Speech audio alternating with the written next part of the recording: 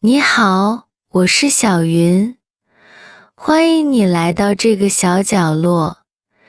今天是我们一起读中文的第10天。今天的短文叫《我每天写中文日记》，我们一起慢慢来。我有一个好习惯，就是每天写日记。以前我用越南语写日记，但是现在我试着用中文写日记。一开始写中文日记很难，我不知道怎么写，也不知道怎么写才对，但是我没有放弃。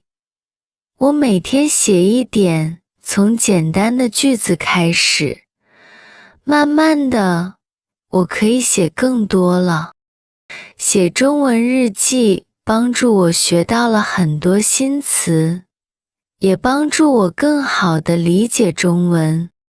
每天写中文日记让我觉得很有成就感。现在，写中文日记已经成了我生活中的一部分。我很喜欢这个习惯。你呢？你想试试写中文日记吗？